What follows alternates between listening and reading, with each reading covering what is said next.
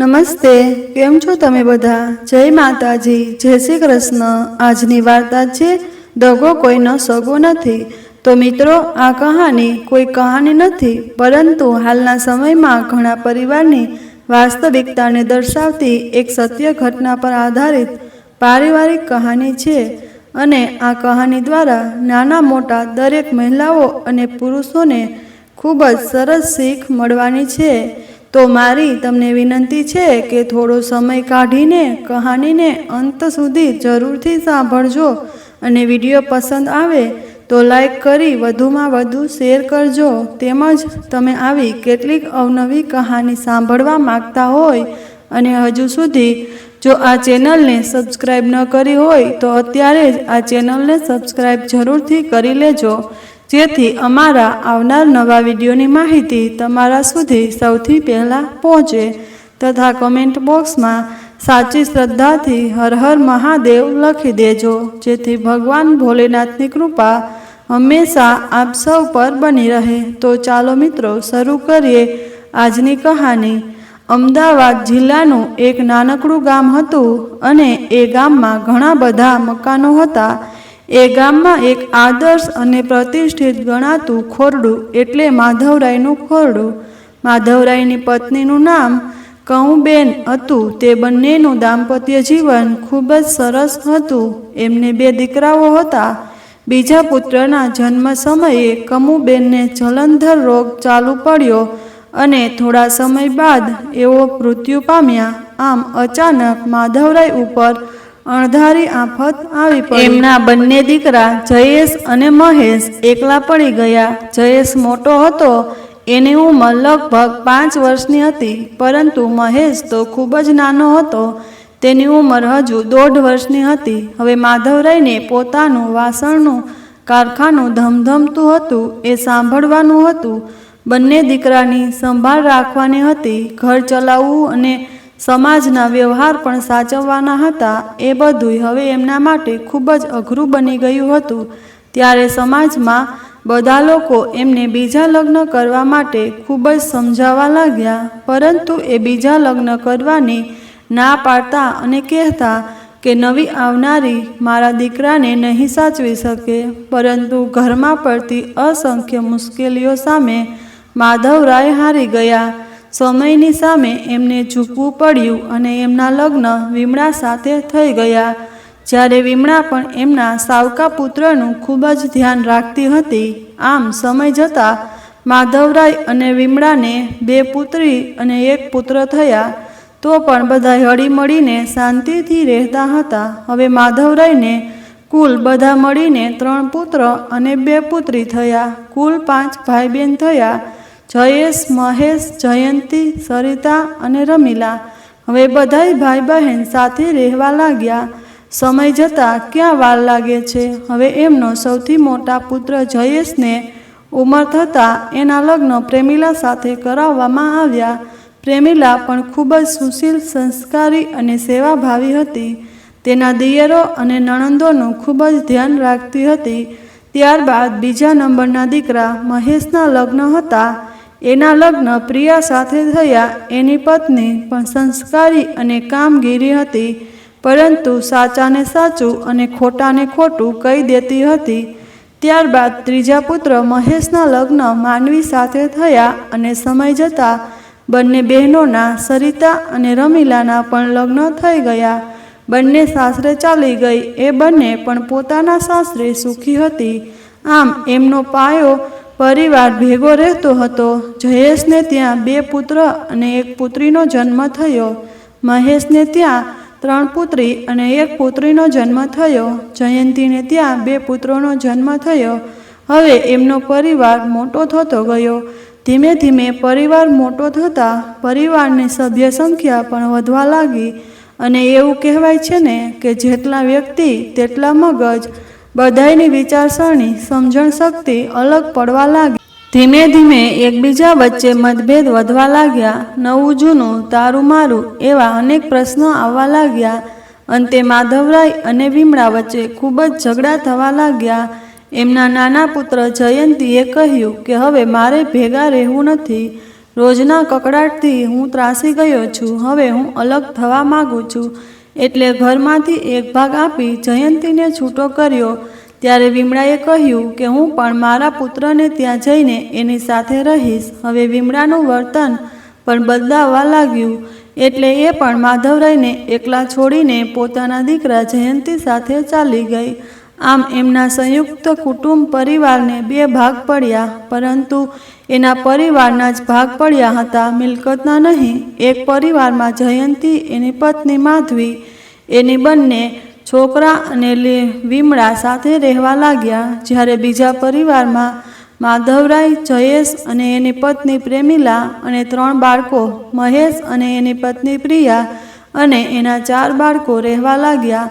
બધા એક જ મકાનમાં ઉપર નીચે રહેતા હતા. ઉપરના મકાનમાં જયંતી રહેતો હતો, જ્યારે એમના નીચેના મકાનમાં માધવરાય અને એમના બાળકો રહેતા હતા. આમ ચપટી વગાડતા એક સંયુક્ત પરિવાર વિખેરાઈ ગયો. આવી રીતે બંને કુટુંબ પોતપોતાની રીતે પોતાનું ગુજરાન ચલાવવા લાગ્યા. માધવરાયના બંને દીકરા મહેશ અને જયેશ એક સાથે કામ કરવા લાગ્યા. જ્યારે જયંતીએ પોતાનું અલગ કારખાનું કરીને કામ કરવાનું વિચાર્યું. જયંતીને હવે એના ગામમાં રહેવું ફાવતું ન હતું. એટલે એ વિમળાબેન અને એની પત્ની માધવી લઈને અમદાવાદ રહેવા માટે જતો રહ્યો અને ત્યાં પોતાનું કારખાનું કરીને રહેવા લાગ્યો. આ બાજુ માધવરાય, મોટા દીકરા જયેશ અને મહેશ પણ પોતાનું કારખાનું ચલાવવા લાગ્યા. પોતાનું જૂનું જ વાસણોનું કારખાનું તે ચલાવવા લાગ્યા. આમ હવે માધવરાય પણ બંને છોકરાઓ સાથે રહેતા ન હતા. તે પોતાના જૂના ઘરે ઉપર રહેતા હતા. સવારે મોટા દીકરાને ત્યાં જમ્યા અને સાંજે નાના દીકરાને ત્યાં જમે. આ બંને પરિવાર ખૂબ જ શાંતિથી રહેવા લાગ્યા. મહેશ અને જયેશનું કારખાનું એક હતું, પરંતુ એઓના રસોડા જુદા જુદા હતા. તેઓ એક અલગ ઘરમાં ઉપર નીચે રહેતા હતા. ઉપરના ભાગમાં જયેશભાઈ રહેતા હતા અને નીચેના ભાગમાં મહેશ રહેતો હતો. બંને ભાઈઓને ખૂબ જ બનતું હતું અને બંને દેરાણી જેઠાણી પ્રેમિલા અને પ્રિયાને પણ ખૂબ જ બનતું હતું. બંને બહેનો જેવી રીતે રહેતી હતી. ધીમે ધીમે હવે બંનેના છોકરાઓ મોટા થવા લાગ્યા. હવે જયેશના મનમાં થોડું ઘણું કપટ આવવા લાગ્યું. જયેશને 2 દીકરા અને 1 દીકરી હતી. એટલે જયેશ મનમાં એમ વિચારતો કે જ્યાં સુધી ભેગું છે ત્યાં સુધી હું મારા બંને દીકરાને અને દીકરીને સેટ કરી દઉં. ત્યારે મહેશ તો બિચારો એકદમ ભોળો અને સીધો હતો. એને 3 દીકરીઓ અને 1 દીકરો હતો અને દીકરો પણ એકદમ નાનો હતો. પહેલાં 3 દીકરીઓ અને પછી નાનો દીકરો. એટલે બિચારા મહેશને તો એ ચિંતા રહેતી કે મારી દીકરીઓ છે, આગળ જઈને શું થશે. મહેશ એવું ઈચ્છતો હતો કે જેટલું ભેગું ચાલે એટલું ભેગું ચલાવીને હું મારી છોકરીઓને પરણાવી દઉં. જયેશ પોતાના છોકરાને અને છોકરીને ભણાવવામાં રસ લેતો હતો, જ્યારે નાના ભાઈની છોકરીઓમાં કોઈ રસ લેતો ન હતો. તે હંમેશા મહેશને એવું જ કહ્યા કરતો, છોકરીઓને શું ભણાવવાની. જયેશની ચડામણીમાં આવીને મહેશ પણ હવે ઘરે એવું દબાણ કરતો કે છોકરીઓને ભણાવવાની કોઈ જરૂર નથી, જેટલું બને એટલું ભણવાની. મહેશની છોકરીઓ પણ ભણવામાં ખૂબ જ હોશિયાર હતી અને એને બિચારાને છોકરા નાનો હતો, છોકરી દેખાવડી પણ ખૂબ જ હતી. અને મહેશને એક જ વાતની ચિંતા હતી કે દીકરીઓનો વિસ્તાર છે, હું એકલો કેવી રીતે પૂરો કરું. જ્યારે એ બાબતોમાં જયેશ ખૂબ જ હોશિયાર હતો. જયેશ હંમેશા મહેશને ચડાવતો કે છોકરીઓવાળા ઘરે આટલા બધા ખર્ચા ન કરાય, આમ ન કરાય, તેમ ન કરાય. બસ હંમેશા જયેશ મહેશના કાન જ ભંભેણી કરતો. બંને દેરાણી જેઠાણી એટલે કે પ્રેમિલા અને પ્રિયાને પણ ખૂબ જ બનતું હોવાથી એવું બંને ભાઈની વાતમાં માથાકૂટ કરતી ન હતી. એ લોકો એમ જ સમજતા કે બંને ભાઈઓ કરે એ સાચું. મિત્રો, હવે મિલકતની વાત કરીએ તો મિલકતમાં માધવરાયે એક કારખાનું ઊભું કર્યું હતું. જે કારખાનું ઘણું જ મોટું હતું. એમાં ઉપરના ભાગમાં રહેવાનું હતું અને નીચેના ભાગમાં કારખાનું હતું. ઉપરના ભાગમાં આગલો ભાગ માધવરાયે જયંતીના નામે કરી દીધો હતો, જ્યારે ઉપરના પાછલા ભાગમાં માધવરાય રહેતા હતા અને નીચે બધી જગ્યાએ કારખાનું હતું. અને બંને ભાઈઓએ પણ કારખાનામાં ખૂબ જ મહેનત કરીને એક બીજું 2 માળનું પણ મકાન બનાવ્યું હતું. એ 2 માળના મકાન ઉપર જયેશ રહેતો હતો અને નીચે મહેશ રહેતો હતો.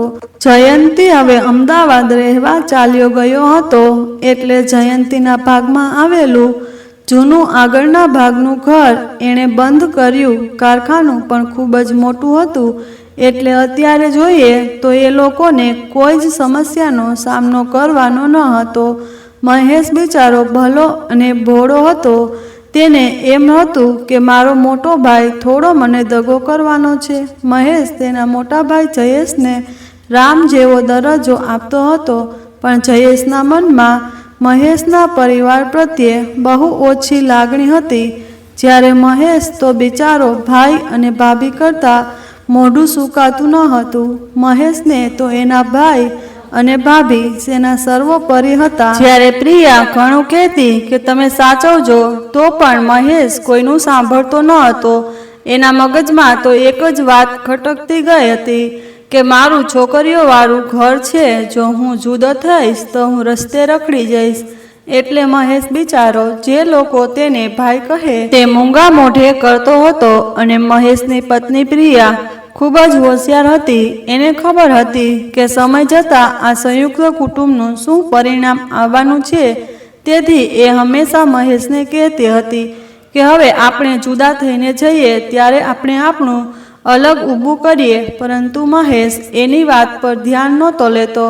મહેશને એમ કે જયેશ તો મારો ભગવાન રામ જેવો ભાઈ છે, એ થોડો મને દગો કરવાનો. પરંતુ એને ક્યાં ખબર હતી કે આગળ જતાં એનો મોટો ભાઈ એને ક્યાંયનો નહીં રાખે. હવે જયેશના મોટા દીકરાના લગ્ન થવાના હતા, ત્યારે પણ જયેશ દાવ રમી ગયો. ત્યારે એને મહેશને કહ્યું કે તારા ભાગમાં જે અત્યારે આવેલા દાગીના છે તું મને આપી દે. જ્યારે તારા ઘરે પ્રસંગ આવશે ત્યારે હું તને પાછા આપી દઈશ. આપણે એ ઘરેણાથી આપણી નવી વહુના ઘરેણા કરાવી લઈએ. એટલે મહેશ એ ઘરમાં પ્રિયાને પણ પૂછ્યું નહીં અને એના ભાઈના દાગીના જયેશને આપી દીધા. જ્યારે નવી વહુના દાગીના લેવા જવાનું થયું ત્યારે મહેશની વહુને ખબર પડી કે આ તો મારા દાગીના પણ આમાં વપરાઈ ગયા છે. અને આ પ્રિયા માટે પહેલો ઝટકો હતો. જયેશના કપટ પર મહેશની હાર હતી. પ્રિયાએ ઘરે આવીને મહેશને કહ્યું કે તમે શા માટે મને વાત ન કરી કે મારા દાગીના પણ તમે મોટા ભાઈને આપી દીધા છે. તો મહેશ કહે કે ભલે ને અત્યારે લીધા, આપણે ત્યાં પ્રસંગ આવશે ત્યારે આપણે પાછા આપી દઈશે.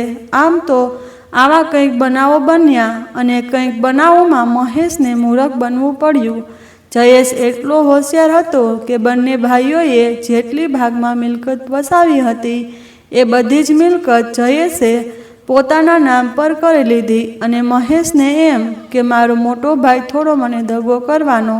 આમ કારખાનું અને દુકાન બંને જયેશે પોતાની કપટ નીતિથી પોતાના નામ પર રાખ્યું હતું. આમ જયેશના ઘરે મોટો પુત્ર પરણી ગયો અને ઘરમાં વહુ આવી ગઈ. હજુ પણ જયેશ અને મહેશનું ભેગું જ કારખાનું ચાલતું હતું. આમ સમય જતાં જયેશને પુત્રીના લગ્નનો વારો આવ્યો.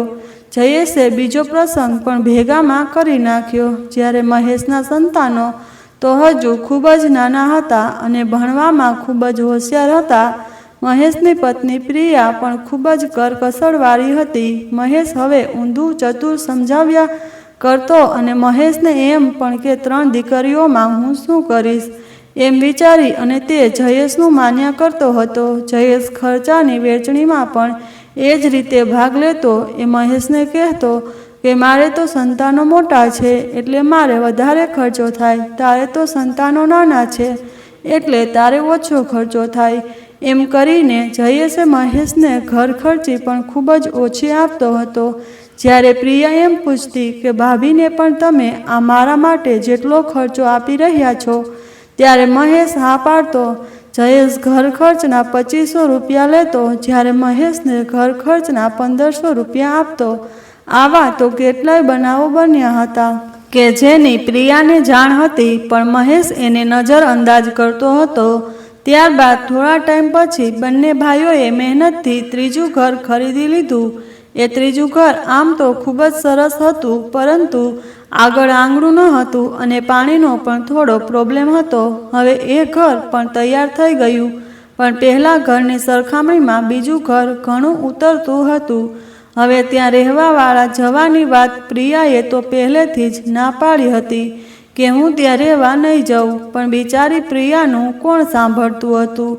આ ઘરની બાબતમાં પણ જયેશ દાવ જીતી ગયો. જયેશે મહેશને કહ્યું કે નવા ઘરમાં તું રહેવા જા. ઘર ઉપર નીચે હોવાથી મારા બંને છોકરાઓ સચવાઈ જશે અને તારે તો એક જ છોકરો છે, એટલે તને નવા ઘરમાં સારું ફાવશે. ત્યારે મહેશ બિચારો એમાં પણ હા ભણી ગયો. હવે આ બાજુ પ્રિયા આ વખતે કોઈ કાળે નવા ઘરમાં રહેવા માટે તૈયાર ન હતી, કારણ કે નવા ઘરમાં પાણીની ખૂબ સમસ્યા હતી અને નવું ઘર અંધાર્યું પણ હતું અને આગળ આંગણું પણ ન હતું. પ્રિયાએ ખૂબ પ્રયત્ન કર્યા કે તે ઘરમાં રહેવા ન જવું પડે, પણ આખરે બિચારી પ્રિયા હારી ગઈ અને મહેશે પ્રિયાને જણાવ્યું કે આપણે પાણીની સમસ્યા માટે મોટર લઈ લઈશું. આમ મહેશે પ્રિયાને સમજાવી દીધી અને નવા ઘરમાં રહેવા ચાલ્યા ગયા. અને આ બાજુ નવા ઘરમાં આવ્યા પછી મહેશને પાણીની મોટરની સગવડ ન થઈ, એટલે મહેશ મોટર ન લઈ શક્યો અને નવા ઘરમાં ઉંચકાઈને પાણી ભરવાનું હતું, એટલે ઘરમાં રોજ ઝઘડા થતા. મહેશને અને પ્રિયાની છોકરીઓ આ ઝઘડાને બચાવવા માટે પોતાનાથી બનતું બધું જ કરતી. બિચારી નાની નાની છોકરીઓ હોવા છતાં પણ પાણી ઉંચકીને ટાંકી ભરતી, જેથી પ્રિયાને પાણી ન ભરવું પડે અને મમ્મી પપ્પા વચ્ચે ઝઘડા ન થાય. છોકરીઓ ખૂબ સહેમી હતી, પણ મહેશ અને પ્રિયાના ઝઘડા તો ખૂબ જ ચાલતા હતા. આમાં વાંક મહેશનો પણ ન હતો અને પ્રિયાનો પણ ન હતો, પણ સંજોગોને વાંક હતો. આમ ઝઘડા કરતાં કરતાં મહેશનો પરિવાર નવા ઘરમાં સેટ થઈ ગયો અને હવે મહેશનો આ પરિવારને સમજાવવાની અને મહેશને સમજવાની ટેવ પડી ગઈ હતી. હવે પ્રિયા પણ બહુ જીદ ન કરતી અને પ્રિયાને એમ હતું કે શાંતિથી રહીએ છીએ ત્યાં ક્યાંક કંકાસ ઓછો કરવો અને આમને આમ. માધવરાયનું એક દિવસ મૃત્યુ થયું. એમના મૃત્યુ સમયે એમની પત્ની વિમળા અને સાવકો પુત્ર જયંતી અને એની પત્ની બધા જ હાજર થયા અને બધાએ મળીને શાંતિથી માધવરાયની અંતિમ ક્રિયાવિધિ પતાવી. હવે આ બધું જોઈને જયંતી પણ પોતાના ગામથી દૂર જઈને પોતાની આગવી ઓળખ ઊભી કરી રહ્યો હતો. એને પણ એનાથી બનતી મહેનત અને એની પત્ની માધવીના સાથથી પોતાનું આગવું કારખાનું ઊભું કર્યું હતું. જયંતીને પણ બહુ તકલીફ પડી હતી. એને તો એના બાળકો પણ નાના હતા, એટલે એના બાળકોને પણ બહુ ભણાવવામાં ન હતા અને પોતાના ધંધામાં બાળકોને સેટ પણ કરી દીધા હતા. એટલે એકંદરે જોઈને તો જયંતીનો પરિવાર પણ ખુશ હતો અને વિમળાબેન પણ જયંતીની સાથે જ રહેતા હતા. હવે એ જોઈને જયેશ અને મહેશના પરિવારનું હવે જયેશના ત્રીજા પુત્રના લગ્નનો વખત આવ્યો અને એના લગ્ન લેવાયા. જેટલું સોનું મોટા દીકરાની વહુને આપ્યું હતું, એટલું જ સોનું નાના દીકરાની વહુને આપવામાં આવ્યું. એટલે જયેશે મોટા દીકરાના લગ્ન, મોટા દીકરાની વહુનું શ્રીમત, દીકરીના લગ્ન, દીકરીનું શ્રીમત, નાના દીકરાના લગ્ન, નાના દીકરાની વહુનું શ્રીમત, આ બધું સંયુક્ત પરિવારમાં ભેગા રહીને પતાવી દીધું હતું. અને પ્રસંગ ઉકલતા છતાં એની પાસે ઘર, કારખાનો અને દુકાન પણ હતી. એટલે આમ જોઈએ તો જયેશ સંયુક્ત પરિવારમાં નફામાં જ હતો. હવે આ બાજુ મહેશને મોટી છોકરીના પણ પરણવા લાયક નોંધ થઈ ગઈ હતી. મહેશની છોકરીઓએ તો આ સંયુક્ત પરિવારમાં ખૂબ જ ભોગ આપ્યો હતો. બિચારી એની મોટી દીકરી અને બીજા નંબરની દીકરી 12મામાં હતી ત્યારથી ટ્યુશન કરાવવા લાગતી હતી. એવું વિચારતી હતી કે અમારા પપ્પાને કંઈક ટેકો થાય. અને આ બાજુ જયેશ એની દીકરીઓને ભણાવવામાં પૈસા પણ આપતો ન હતો. ત્યારે મહેશની પત્ની પ્રિયાએ તો કોઈ પણ ભોગે નક્કી જ કર્યું હતું કે છોકરાઓને તો હું ભણાવીશ જ. એટલે પ્રિયા કોઈ પાસેથી જૂની ચોપડીઓ લઈને એમની પુત્રીને ભણાવતી હતી અને એના પૈસા પ્રિયા કપડાં સીવીને મંગળસૂત્ર પરવીને પૂરા કરતી હતી. આ મોકલી દીકરીને 10મા ધોરણ ખૂબ જ સારા ટકા આવ્યા અને જો ITSમાં એડમિશન મેળવ્યું હોત તો અત્યારે શિક્ષક બની ગયો હોત, પરંતુ ત્યારે મહેશને પોતાની છોકરીઓની નોકરી કરાવવામાં કોઈ રસ ન હતો, એટલે એને કંઈ પણ માથાકૂટ કરી નહીં અને છોકરીને 11મા ધોરણમાં એડમિશન લઈ દીધું. આ બાજુ એની મોટી છોકરી પણ BCom પાસ કરીને ગ્રેજ્યુએટ થઈ ગઈ હતી. ત્યારબાદ એના લગ્નની વાત આવી. હજુ પણ આ પરિવાર ભેગું જ રહેતું હતું. ત્યારે મહેશની મોટી દીકરીની સગાઈ કરવામાં આવી. ત્યારબાદ એના લગ્ન લેવાયા. લગ્નની ખરીદીમાં પણ મહેશની મોટી છોકરીને લઈ જવામાં આવી હતી. જયેશ, એની પત્ની અને મહેશ અને એની પત્નીને ગમતા જ કપડાં લેવાયા હતા અને સૌથી મહત્વનો નિર્ણય તો જયેશ જ કરતો હતો. બધાએ ખાલી એના પર મુહૂર્ત લગાવવાની હતી. આ મહેશની પહેલા નંબરની છોકરીના લગ્ન થઈ ગયા અને સાસરે ચાલી ગઈ. હવે આ બાજુ મહેશની મોટી છોકરીનું શ્રીમત આવ્યું. એનું શ્રીમત પણ સંયુક્ત પરિવારમાં ભેગા જ પતી ગયું. હવે જ ખરો ખેલ છે. જ્યાં આ બાજુ મહેશની મોટી છોકરીને સુવાવડ માટે પિયરમાં તેડવામાં આવી અને ત્યારે જયેશે ખરેખરો ખેલ ચાલુ કર્યો. હવે જયેશ રોજે મહેશ સાથે ઝઘડા કરવા લાગ્યો અને ત્યારે બિચારો મહેશ વહેલો ઉઠીને કારખાને પહોંચી જતો. જ્યારે જયેશને એના પુત્ર ઘણા જ મોડા કારખાને આવતા જોઈને મહેશ કંઈ પણ કહેતો તો જયેશના પુત્ર અપર્ણ એની સામે જવાબ આપવા લાગતા હતા. મહેશે શરૂઆતમાં તો આ બધી વાત પ્રિયાને ન કરી, પરંતુ મહેશના મોઢા પર ઉદાસી જોઈને પ્રિયા બધું સમજી ગઈ હતી. હવે એક દિવસની વાત છે, જ્યારે કારખાનામાં ખૂબ જ ઝઘડો થયો ત્યારે મહેશે કહ્યું કે હવેથી હું કારખાને નહીં બેસું, હું દુકાને બેસીશ. અને દુકાને ગયો અને એને ચોપડા તપાસ્યા તો એને ધ્યાનમાં આવ્યું કે જયેશને મોટો છોકરો સિલકમાંથી પૈસા લઈ રહ્યો હતો અને એનો હિસાબ પણ લગતો ન હતો. જ્યારે આ બાજુ મહેશ એ આવીને આ બધી વાત જયેશને કરી તો જયેશ ભડકી ઉઠ્યો અને એને કહ્યું કે મારો પુત્ર આવું કરે જ નહીં. મહેશ હિસાબમાં બહુ પાકો હતો. એને ચોપડા ખોલીને ચોખ્ખું બતાવ્યું. ત્યારે જયેશ આ વાત કોઈ પણ કાળે માનવા તૈયાર ન હતો. હવે આ બાજુ બિચારી મહેશની પુત્રી સોરાવર માટે આવી હતી અને એનો સમય પૂરો થતાં એને એક પુત્રને જન્મ આપ્યો. હવે પુત્રનો જન્મ થતાં એને સાસરીવાળા પણ આવ્યા હતા. આ ભાવે આગળ આ બાજુ ઝઘડાનું પ્રમાણ ખૂબ જ વધી ગયું હતું અને આખરે જયેશે કહી દીધું કે હવે આપણે જુદા થઈ જઈએ. ત્યારે મહેશે કહ્યું કે મારે તો હજી બધા પ્રસંગ બાકી છે, મારે તો દીકરો પણ નાનો છે. અને હવે જ્યારે જયેશે મહેશની એક પણ વાત માની નહીં અને જુદા થવાનું નક્કી થયું. હવે આ બાજુ જયેશ કહે છે કે હવે આપણે બધા ભેગા મળીને ભાગ પાડી દઈએ. આખરે મહેશ પણ ના છૂટકે એમાં સંમત થાય છે. હવે આવે છે ભાગ પાડવાનો સમય.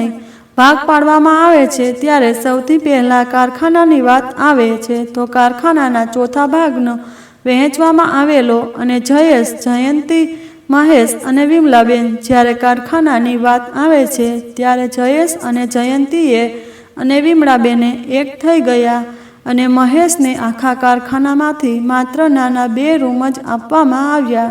ત્યારે મહેશે કહ્યું કે આટલા નાના રૂમમાં હું કેવી રીતે કારખાનું ઊભું કરીશ? તો જયેશ અને જયંતી કહે છે કે તારો પ્રશ્ન છે. હવે જ્યારે દુકાનની વાત આવી ત્યારે મહેશ કહે છે કે દુકાન તો આપણા બંનેના ભાગમાં છે. અને ત્યારે જયેશ કહે છે કે દુકાન તો મારા નામ પર છે, તું ગમે એટલું કરીશ તો પણ દુકાનમાં તને ભાગ નહીં મળે.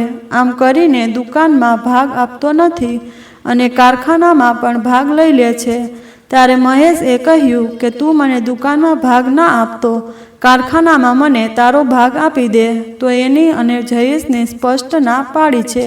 ત્યારે જયંતી, વિમળાબેન અને તેની 2 સાવકી બહેનો પણ જયેશનો સાથ આપે છે. ત્યારે મહેશ બિચારો રડતો રડતો કહે છે કે મારે હજુ છોકરો નાનો છે, હજુ 2 છોકરીઓના પણ પ્રસંગ કાઢવાના બાકી છે. ભાઈ તું આવું નહીં કર, મને પ્રસંગનો ખર્ચો આપ, પરંતુ ત્યારે જયેશ વધુ જ આપવાની ના પાડી દે છે અને ઉપરથી ભાગમાં થોડુંક દેવું નીકળતું હોય છે એમાં જયેશને અડધો ભાગ આપે છે. આમ આ ભાગ મહેશને તદ્દન ખોટમાં સાબિત થાય છે. પરંતુ ત્યારે મહેશના પરિવારના લોકો મહેશને ખૂબ જ આશ્વાસન આપે. બિચારી પ્રિયા તો ઘણું કહે છે કે મેં તમને કહ્યું હતું કે વેલાસર જુદા થઈ જાવ, પણ તમે મારી એક વાત ન માન્યા. આમ હવે મહેશને નવેસરથી આખું કારખાનું ઊભું કરવાનું હોય છે. મહેશ પોતાનું કારખાનું ઊભું કરવા જઈ રહ્યો હતો, પણ કર્યું કુદરતના મારવા બેઠી હોય ત્યારે બધી બાજુથી માર પડે છે. મહેશ પાછળના ભાગમાંથી કારખાનું પોતાના ભાગમાં ખસેડે છે, પરંતુ જેવું કારખાનું આગળના બે ભાગમાં આવે છે તરત જ એની બાજુમાં રહેતા એક બહેન એનો વિરોધ ઉઠાવે છે અને કહે છે કે તમે આખો દિવસ કારખાનું ચલાવો છો તો એનો અવાજ મને આવે છે. એમ કરીને તે બાજુવાળા બહેન કારખાનું બંધ કરાવવા માટે કોર્ટમાં કેસ કરે છે. આ બાજુ બિચારા મહેશને ખબર પડે છે કે હજુ તો કારખાનું શરૂ નથી કર્યું, ત્યાં કોર્ટમાં કેસ કર્યો એટલે બિચારો ત્યાં જ ભાંગી પડે. પરંતુ એ છે કે જેનું કોઈ ન હોય એનો ભગવાન હોય છે. આમ મહેશનો એક ભાઈબંધ એનો વકીલ હોય છે. તે આગલા દિવસ કોર્ટમાં ગયો તો એને ખબર પડે છે કે બીજા દિવસે મહેશના કારખાનામાં પંચનામું કરવા આવવાના છે. એટલે તરત મહેશનો ભાઈબંધ એ જે વકીલ હોય છે તે મહેશના ઘરે જાય છે અને મહેશને કહે છે કે તું ગમે એમ કરીને એક રાતમાં તારું કારખાનું ઊભું કરી દે. એટલે મહેશ કહે છે પણ કેવી રીતે કરું, હજુ લાઇટ પણ નથી આવી અને કડિયા કામ પણ થોડું બાકી છે. ત્યારે વકીલ કહે છે કે ચાલ હું તારી સાથે આખી રાત રહું, પણ તું કારખાનું ચાલુ કરી દે. જો કાલે પંચનામું કરવા આવ્યા અને તારું કારખાનું બંધ હશે તો પછી તું તારું કારખાનું ક્યારેય ચાલુ નહીં કરી શકે. ત્યારે મહેશે વકીલની વાત માને અને તરત જ લાઇટ ફિટિંગ કરવાવાળાને બોલાવી અને કડિયાકામવાળાને બોલાવીને એક જ રાતમાં એનું કારખાનું ઊભું કરી દે છે. બીજે દિવસે પંચનામાવાળા આવે છે. પંચનામામાં કારખાનું ચાલુ કન્ડિશનમાં હોય છે એવું લખીને તે જાય છે અને આ બાજુ કેસ ચાલે છે અને મહેશનું કારખાનું પણ ચાલુ થઈ જાય છે. હવે જ્યારે એની બીજી પુત્રીના લગ્ન આવે છે ત્યારે એની બીજી પુત્રીના લગ્ન માટે મહેશ પાસે કોઈ બચત ન હતી, છતાં પણ તે હિંમત કરીને દીકરીના લગ્ન કરવા માગે છે અને તેની બીજી દીકરીના લગ્નમાં મહેશના ભાઈઓ તથા બહેનો હાજરી આપતા નથી. આ મહેશ પોતાની મૂંઝવણ સાથે બીજી દીકરીના લગ્ન આટોપે છે. ત્યારે મહેશની ત્રીજી નંબરની દીકરી કોલેજના પહેલા વર્ષમાં અભ્યાસ કરતી હતી. એ પોતાના પપ્પાની મૂંઝવણને સમજે છે અને પોતાના ભણવાની સાથે તે પ્રાઇવેટ સ્કૂલમાં નોકરી કરવા લાગી જાય છે. એ બિચારી ભણતી જાય છે, ભણાવતી જાય છે અને સવાર સાંજ ટ્યુશન પણ કરતી જાય છે. અને ત્રીજા નંબરની દીકરી એના પપ્પા માટે ખૂબ જ ટેપ સાબિત થાય છે. અને આમ મહેશની બીજા નંબરની દીકરીના શ્રીમતનો પ્રસંગ આવે છે. ત્યારે મહેશ પોતાની બીજા નંબરની દીકરીને શ્રીમત કરીને પોતાના ઘરે તેડાવી લાવે છે અને આ બાજુ એના ત્રીજા નંબરની દીકરી પણ જીવન નિર્વાહ ચલાવવામાં એને મદદરૂપ બને છે. અને એના મોટા ભાઈ જયેશને તો જાણે જલસા થઈ ગયા હતા, કારણ કે એના તો બધા જ પ્રસંગ પણ ઉકેલી ગયા હતા. હવે એને કંઈ ખાસ મહેનત કરવાની જરૂર ન હતી અને કારણ કે બંને છોકરા મોટા હોવાથી બંને છોકરા કુટુંબનો નિર્વાહ ચલાવતા હતા. અને આ બાજુ મહેશની બીજા નંબરની દીકરીને ત્યાં દીકરાનો જન્મ થયો. હવે બિચારા મહેશને એના જીયાણાની પણ ચિંતા થવા લાગી. પરંતુ ત્યારે મહેશની ત્રીજા નંબરની દીકરી જીયાણાનો બધો જ ખર્ચો પોતે ઉપાડી લીધો, પોતાની બહેનનું જીયાણું કરે છે. અને આ મહેશ પોતાની દીકરીને ભર્યા કોળે પોતાના સાસરે વિદાય કરે છે. આવી રીતે થોડા સમય બધું ચાલ્યા બાદ અચાનક એક દિવસ મહેશને હૃદય રોગનો હુમલો આવ્યો અને એ ઘરમાં જ બેભાન થઈ ગયો. ત્યારે ઘરમાં ફક્ત એની પત્ની જ હતી. નાની દીકરી નોકરી કરવા ગઈ હતી, દીકરો ભણતો હતો. આવી રીતે બિચારી પ્રિયા તો ગભરાઈ ગઈ કે હવે શું કરવું, પરંતુ એ હિંમત હારી નહીં અને એણે એના પાડોશીના એક છોકરાને બોલાવ્યો અને મહેશને દવાખાને લઈ ગયા. પાડોશીનો છોકરો ખૂબ જ હોશિયાર હતો, એટલે પહેલાં કોઈ સાદા MBBS ડૉક્ટર પાસે લઈ ગયો. ત્યાં હજુ દાખલ થતાં જ ડૉક્ટરે કહી દીધું કે આ ભાઈને તો એટેક આવેલો છે, એમને તો તમારે તાત્કાલિક કોઈ મોટા શહેરમાં લઈ જવા પડશે. ત્યારે એ છોકરાએ પ્રિયાબેનને ઘરે મોકલી દીધા અને છોકરાએ પ્રિયાબેનને જણાવ્યા વગર મહેશભાઈને લઈને સીધો જ મોટી હોસ્પિટલમાં પહોંચી ગયો અને એને ત્યાં દાખલ કરાવ્યા અને ત્યાં ડિપોઝિટ પેટે થતી બધી જ રકમ પાડોશીના છોકરાએ ચૂકતી કરી દીધી. આ પછી બધું જ કામ કરીને છોકરો ઘરે આવ્યો અને પ્રિયાબેનને જણાવ્યું કે મહેશ કાકાને તો મોટો એટેક આવ્યો હતો. હું એમની મોટી હોસ્પિટલમાં દાખલ કરાવીને આવ્યો છું. તમે ચિંતા નહીં કરતા, તમે થોડા જરૂરી કપડાં લઈ લો, આપણે પણ ત્યાં જવાનું છે. ત્યારે બિચારી તો એકલી હતી. એ પોતાની નાની દીકરીને ઘરે મૂકીને સીધી જ પોતાના પતિને દાખલ કર્યા હતા ત્યાં પહોંચી ગઈ. મહેશભાઈને થોડા દિવસ ત્યાં રાખ્યા અને પછી રજા આપી અને ઘરે લાવ્યા. જ્યારે મહેશભાઈના છોકરાને ખબર પડી ત્યારે એમનો છોકરો ખૂબ જ ખીજાયો અને તે લોકોએ મને કેમ ન જણાવ્યું. પછી બધાએ એને ખૂબ જ સમજાવ્યો અને પછી શાંત પડ્યો. આમ હવે મહેશ સાથે આવવાનું કોઈ સાધન ન હતું અને આ રીતે મહેશભાઈને લગભગ 2 મહિના સુધી સતત આરામ કરવો પડ્યો. ત્યાં સુધી એનું કારખાનું લગભગ બંધ જ હતું. ત્યારે ઘરની સૌથી નાની દીકરીની આવક ઘર પર જ ચાલતું હતું, કારણ કે હજુ એમનો દીકરો ભણતો હતો, એથી એનો ખર્ચ કાઢવાનો પણ હતો. ત્યારે સૌથી નાની દીકરીએ બધું સંભાળી લીધું. હવે લગભગ મહેશભાઈને બધું જ સારું થઈ ગયું હતું, તેથી એ પણ એનું કારખાનું ચલાવવા લાગ્યા. ભગવાનની દયાથી એની તબિયત પણ સારી રહેતી હતી. આ રીતે દીકરો પણ પોતાનું થોડું ઘણું ભણતર પૂરું કર્યું અને આગળ ભણવા માટે જતો રહ્યો. હવે મહેશના સંસારનું ગાડું ખૂબ જ સારી રીતે ચાલી રહ્યું હતું. તેમજ એની બંને દીકરીઓ પોતાના સાસરે સુખી હતી. બસ મહેશને હવે 2 પ્રસંગ ઉકેલવાના બાકી હતા. આ પણ એની નાની દીકરી એને ખૂબ જ મદદરૂપ થતી હતી. નાની દીકરી ઘરના ખર્ચાને પહોંચી પોતાના ભાઈને પણ ભણાવતી. મહેશની નાની દીકરીની પણ સગાઈ થઈ ગઈ અને એ પણ એની નોકરી અને ટ્યુશન છોડીને સાસરે ગઈ.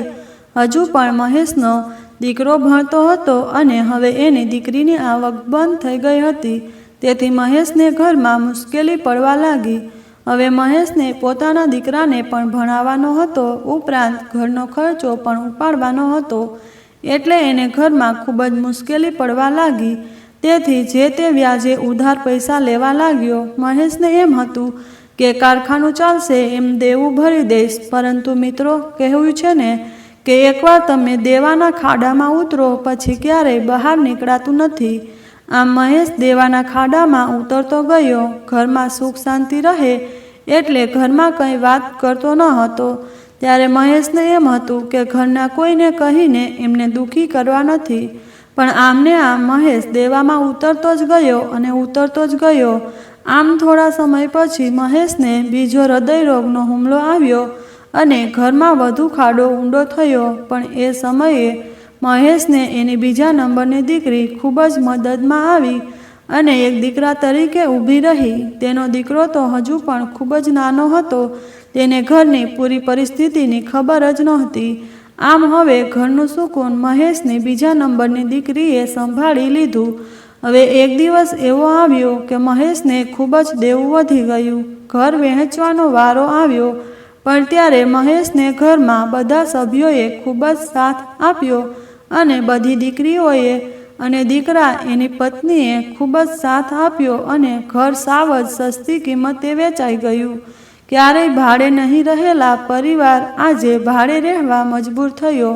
ઘરનું ઘર વેચીને એમણે દેવું ભર્યું અને એ ભાડે રહેવા લાગ્યા. હજુ પણ મહેશનું જીવન સુખી ન હતું, કારણ કે એને દેવું વધી ગયું હતું. આમ જેમ તેમ કરીને મહેશ પોતાના ઘરનું ગાડું ચલાવતો હતો. એનો દીકરો પણ ભણી ગણીને ઘરે આવી ગયો. એને હવે આગળ ભણવાનું હતું. તે ભણવા માગતો હતો અને મહેશ એને ભણાવવા પણ માગતો હતો. જ્ઞાતિમાં બધા જ કહેતા હતા કે હવે તમારી તબિયત સારી નથી રહેતી તો છોકરાને ધંધામાં લગાવી દો. પરંતુ મહેશ કહેતો કે ના, મારે મારા જેવી જિંદગી મારા દીકરાને નથી કરવી. માટે મહેશે ક્યારેય પોતાના દીકરાને ભણવા માટે ના નથી પાડી. તેને હંમેશા દીકરાની ફી ભરવાની ખેંચ પડતી, પરંતુ તેને ક્યારેય પોતાના દીકરાને ભણવાની ના નહોતી પાડી. તે હંમેશા ઈચ્છતો કે મારો પુત્ર ભણી ગણીને સારી નોકરી કરે. પણ મહેશના કટોકટીના સમયમાં એને એની બીજા નંબરની દીકરીનો બહુ સાથ મળ્યો હતો. એ હંમેશા એના મમ્મી પપ્પાનો પડછાયો બનીને રહેતી હતી. મહેશના જીવનની કસોટી હજુ બાકી હતી તો એની નાની દીકરીને ત્યાં જ પરણાવે એ વિચારીને તો પપ્પાના ઘરે પણ એવું હતું અને એની સાસરે પણ બિચારીને બહુ જ દુઃખ હતું. એને પતિ એને કોઈ સાથે વાત કરવા ન દેતો અને બિચારી લગ્ન કરીને ગઈ અને પછી એને સાસરે એવું હતું કે પ્રેગ્નન્સી રહે પછી પિયરમાં ન જવાય. તો બિચારીને લગ્ન પછી 2 મહિનામાં જ પ્રેગ્નન્સી રહી અને એ લગ્ન પછી ક્યારેય પિયર ન ગઈ અને એનો પતિ એને સરખી રીતે એના પિયરિયા સાથે વાત પણ કરવા દેતો ન હતો. બિચારી 9 મહિના તો પરાણે થયા પછી 9મા માસ પછી એક પુત્રીને જન્મ આપ્યો. પછી એના સાસરિયામાં ખૂબ જ ત્રાસ આપવા લાગ્યા અને કારણ કે એના સાસરિયાવાળાને પુત્ર જોઈતો હતો અને જ્યારે નાની દીકરીના પિયરવાળા આવે છે ત્યારે એનો પતિ એની સાથે જ રહેતો, જેથી એના પિયરિયાને કોઈ વાતની ખબર ન પડે. આમ બિચારી અસહ્ય દુઃખ અને સાથે જિંદગી જીવી રહી હતી. તે પોતાના અસ્તિત્વ જ ગુમાવી દીધું હતું અને સાવ સૂતબૂત ગુમાવી બેસી હતી. એ પણ ઈચ્છતી હતી કે એના પિયરમાં એના દુઃખની ખબર ન પડે, કારણ કે એને એના પપ્પા ખૂબ જ વહાલા હતા. એ પોતાના પપ્પાને કોઈ પણ પ્રકારનું દુઃખ આપવા માંગતી ન હતી. પરંતુ આખરે કહ્યું છે ને કે સહનશક્તિની પણ હદ હોય છે.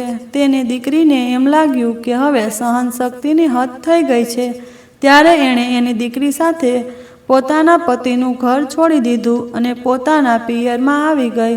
પરંતુ એને ખૂબ જ દુઃખ થતું હતું કે એની કોઈ પણ બહેન આવી રીતે પાછી આવી ન હતી અને એને આવું બન્યું. પણ બિચારી શું કરે, ક્યાં જાય, કેટલું સહન કરે. આમ લગ્ન ફક્ત 15 મહિનામાં જ દીકરી પાછી આવી અને એ પણ એક દીકરીને લઈને. મહેશ હવે એની નાની દીકરીની પાસે આવ્યા 1 મહિના જેટલું થઈ ગયું. હવે બિચારીને એમ કે એનો પતિ એને લેવા આવશે, ફોન કરશે, પરંતુ એણે તો ન ફોન કર્યો અને એક પણ મીટિંગ પણ ન કરી. હવે બિચારી સાવ ભાંગી પડી હતી. એ લગભગ ડિપ્રેશનનો શિકાર બની ગઈ. એને જીવનમાં કોઈ રસ નહોતો રહ્યો. એને એમ થતું કે મરી જવું છે અને એની નાની દીકરી એનો વિચાર આવતો તોય અટકી જતી.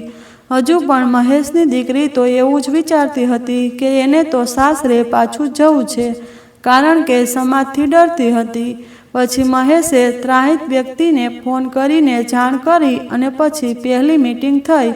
પણ એના પતિને તો જાણે કંઈ જ પડી નહોતી. એને તો એની પત્નીને તો ઠીક, પણ એની દીકરી સામે પણ જોયું નહીં. બિચારી જયંતીની દીકરી ખૂબ જ કરગરી અને એનો પતિ તો સાવ જ નિષ્ઠુર થઈ ગયો હતો. હવે મહેશે સમાજના આગેવાનોને ભેગા કરી મીટિંગ કરવાનું નક્કી કર્યું. પણ હવે તો મહેશની દીકરી પણ થોડી મક્કમ બનીને એણે વિચાર્યું કે આ માણસને અત્યારે મારી નથી પડી તો એ આગળ જઈને મને શું સાચવશે. એટલે એણે નક્કી કરી લીધું કે જો શાંતિથી વાત પતે તો ઠીક છે, નહીતર આગળ વધવામાં કોઈ જ સાર નથી. પછી પંચના માણસો ભેગા થયા અને બધી જ વાત જાણ થઈ. પણ એનો મિજાજ તો એવો ને એવો જ. એ કોઈની સાથે વાત સાંભળવા માંગતો ન હતો. કોઈને કોઈ પણ શરમ રાખતો ન હતો. હવે મહેશની દીકરીને ખૂબ જ સમજી વિચારીને કહ્યું કે મારે જ હવે આ વ્યક્તિ સાથે નથી રહેવું. મારે જ હવે છૂટું થવું છે. મારે જ હવે છૂટાછેડા જોઈએ છીએ. તો એ પણ સરળતાથી સંમત થઈ ગયો. પછી દીકરીની આવી વાત તો એ કહે કે તારે રાખવી હોય તો રાખ અને ન રાખવી હોય તો મને આ, પણ પછી તારે ક્યારેય એ છોકરીને મળવાનું નથી. હું એને મારી પણ નાખું. આવા એના પતિના શબ્દો સાંભળીને ગભરાઈ ગઈ અને આમ પણ એને એ ઘર જોઈતું ન હતું કે એક મા વગરની દીકરીની શું હાલત થાય છે. કારણ કે એના જેઠના પણ છૂટાછેડા થયેલા હતા. એ પણ એની એક દીકરીને મૂકીને ગઈ હતી. એ દીકરીને એની સાવકીમાં સહેજ પણ સાચવતી ન હતી. એટલે મહેશની દીકરીએ કહ્યું કે હું જ આ દીકરીને રાખીશ. તો એના પતિએ કહ્યું કે હું એક પણ રૂપિયો નહીં આપું. તો દીકરી કહે કે મારે તારું કંઈ જ જોઈતું નથી. આમ પંચ સમક્ષ બંનેના કોર્ટના કાગળ દ્વારા છૂટાછેડા થયા અને પછી બધા જ ઘરે આવ્યા. હજુ પણ મહેશની દીકરી બિચારી ખૂબ જ રડતી હતી. એને સમજાતું ન હતું કે એ શું કરે અને તે મરી પણ નહોતી શકતી, કારણ કે એના પર એક દીકરીની જવાબદારી હતી. પરંતુ મિત્રો, કહ્યું છે ને કે સમય બધા જ જખમની દવા હોય છે, તેમ સમય જતાં ઘરના સહારાથી તે થોડી એના દુઃખભર્યા જીવનમાંથી બહાર આવી અને સમય જતાં મહેશની દીકરીને સત્યને સ્વીકારી લીધું અને વિચાર્યું, હવે હું મારી જિંદગી મારી રીતે જીવીશ અને હું મારા પપ્પા પર બોજ નહીં બનું. એમ વિચારીને પહેલાં જ્યાં નોકરી કરતી હતી ત્યાં ગઈ અને ત્યાં જઈને જણાવ્યું કે એને નોકરીની જરૂરિયાત છે. આમ પણ સ્કૂલના સ્ટાફ અને પ્રિન્સિપાલને મહેશની દીકરી સાથે જે બન્યું હતું એની જાણ હતી. એટલે એને ફરી ત્યાં જ નોકરી આપી. એટલે ત્યાં જ નોકરીએ લાગી ગઈ અને એની નાની દીકરીને એની મમ્મી સંભાળવા લાગી અને એને ટ્યુશન ક્લાસ પણ ચાલુ કરી દીધા. ત્યારે મહેશની દીકરીના આ નિર્ણયમાં ઘરના બધા જ એની સાથે હતા. એના ભાઈએ પણ કહ્યું હતું કે તું ચિંતા ન કરીશ, હું તારી દીકરીને આખી જિંદગી સાચવીશ અને તારો પ્રશ્ન આવશે તો હું લગ્ન પણ નહીં કરું. આવી રીતે મહેશની દીકરીને ઘરનો બહુ સથવારો હતો. આમ એ ટ્યુશન અને સ્કૂલ ધમધકા ચલાવવા લાગી અને મહેશને ટેકો કરવા લાગી. હવે આ બાજુ જયેશના પરિવારમાં પણ ઝઘડા થવા લાગ્યા અને બંને દીકરા અંદરો અંદર લડાઈ કરવા લાગ્યા અને જયેશના દીકરા પણ જુદા થઈ ગયા હતા. એના ઘરમાં પણ મોટા દીકરાની વહુનું ચાલતું હતું. એ આંખા બોલી હતી એટલે એ કોઈ એને બતાવતું નહીં. આ મય સાથે દગો કરીને જયેશને નહીં પણ કુદરતનો પરચો મળવા આવ્યો ને જયંતી તો પહેલેથી જ અમદાવાદમાં સ્થિર હતો. એ પૈસાવાળો ન હતો પણ ઠીકઠાક ચાલતું હતું. પણ જયેશને તો ભગવાને બધું જ પ્રતિસાદ આપ્યો. જયેશ દગાથી લીધેલું બધું જ વેચાઈ ગયું અને એના છોકરા પણ કંઈ ખાસ ઠેકાણે નહોતા પડ્યા. અને આ બાજુ મહેશની નાની દીકરી પણ યોગ્ય જગ્યાએ ઠેકાણે પડી ગઈ અને મહેશના દીકરાએ પણ સારું ભણીને સરકારી નોકરી મેળવી લીધી અને એના લગ્ન પણ એવી છોકરી સાથે થયા. એણે પણ સરકારી નોકરી હતી. આમ હવે મહેશનો પરિવાર ખૂબ જ સુખી હતો. એની ત્રણેય દીકરી પણ સારા ઘરમાં આવતી અને દીકરો પણ સારા ઠેકાણે પડી ગયો હતો. તો મિત્રો, જ્યારે કુદરત રૂઠે છે ત્યારે કોઈનું કંઈ ચાલતું નથી. આમ કોઈ દગો કરીને કોઈ સુખી રહેતું નથી. જયેશે પોતાના ભાઈ સાથે દગો કર્યો પણ કુદરતે એને અહીં જ બતાવ્યો અને જયેશનો પરિવાર છીનભીન થઈ ગયો. એના મોટા દીકરાને ટીબીનો રોગ લાગુ પડ્યો અને બીજા નંબરનો દીકરો પણ ભૂત ભૂવામાં પડીને બધું જ ખોઈ બેઠો અને એની દીકરીએ પ્રેમ લગ્ન કર્યા. એનો પતિ ભણ્યા ગણેલ હતો તો પણ એનો સ્વભાવ તો હતો કોઈની સાથે કંઈ ખાસ સંબંધ નહોતો રાખતો અને અધૂરામાં પૂરું. એના પતિની બદલી પણ એ જ ગામમાં થઈ કે જે ગામમાં એનું પિયર હતું. એટલે બિચારીને એના ભાઈનું પણ દુઃખ જોવાનું નસીબમાં આવ્યું. આમ બિચારી બંને ભાઈને દુઃખી જોઈને ખૂબ જ દુઃખી થતી હતી. પરંતુ એના મમ્મી પપ્પા સ્વર્ગલોક સીધાવ્યા હતા એટલે બિચારી શું કરે. આમ આ ભાઈને બંને એટલી મદદ કરતી. જયંતીએ ગામ છોડીને કંઈ ખાસ પ્રગતિ કરી નથી. એણે તો મહાપરાણે અમદાવાદમાં એક વિસ્તારમાં એક ઘર અને એક કારખાનું ઊભું કર્યું હતું અને એ પણ એના દીકરાના ભણતરના ભોગે. એણે એના એક પણ પુત્રને ભણાવ્યો હતો અને એનો નાનો દીકરો 22 વર્ષનો થયો ત્યારે એક માર્ગ અકસ્માત થતાં એ 22 વર્ષની વય અવસાન પામ્યો. એ પણ એના ભાઈને દગા કર્યાનું પરિણામ ભોગવી ચૂક્યો હતો. આમ મહેશનો પરિવાર આર્થિક રીતે સદ્ધર હતો. એની બંને દીકરીઓ પણ સારી ઘરે હતી અને એના દીકરાને પણ સરકારી નોકરી હતી અને અધૂરામાં પૂરું એમના ઘેર વહુ પણ સરકારી નોકરીવાળી આવી હતી.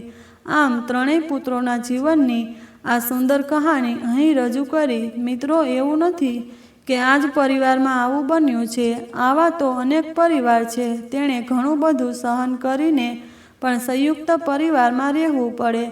એવું ન હતું કે કોઈ ભાઈને બનતું ન હતું, પરંતુ આ વસ્તુ જ એવી છે કે બધા જ વેરભાવને ઊભો કરાવે. મારું કહેવાનું તાત્પર્ય એવું નથી કે સંયુક્ત કુટુંબમાં ન રહેવાય, પણ યોગ્ય સમયે યોગ્ય નિર્ણય લઈને છૂટા પડી જવું જોઈએ. ભાઈ ભાઈમાં કપટ ન કરાય. જેનો જે હિસ્સો હોય એને એનું આપી દેવું એ જ યોગ્ય છે. તો દગો કોઈનો સગો નથી, અને દગો કરવો શા માટે જોઈએ? સૌના સમયે સૌને બધું જ મળી જાય. સૌના નસીબનું સૌને મળે જ રહે. પછી અન્યાય શા માટે કરવો જોઈએ? તો મિત્રો, આ કહાની સંયુક્ત કુટુંબ અહીં પૂર્ણ કરું છું. તો મિત્રો, આ કહાની કેવી લાગી કમેન્ટ બોક્સમાં જરૂર જણાવજો. અને કહાની પસંદ આવી હોય તો વિડીયોને લાઈક કરીને વધુમાં વધુ શેર પણ કરજો. તેમજ તમે આવી કેટલીક અવનવી વાર્તા સાંભળવા માંગતા હોય તો આ ચેનલને સબસ્ક્રાઈબ પણ જરૂરથી કરજો. તો ચાલો મિત્રો, હવે મળીશું એક નવી કહાની સાથે. ત્યાં સુધી તમામ મિત્રોનો ખૂબ ખૂબ આભાર. જય શ્રી કૃષ્ણ. જય મા ગાત્રાળ.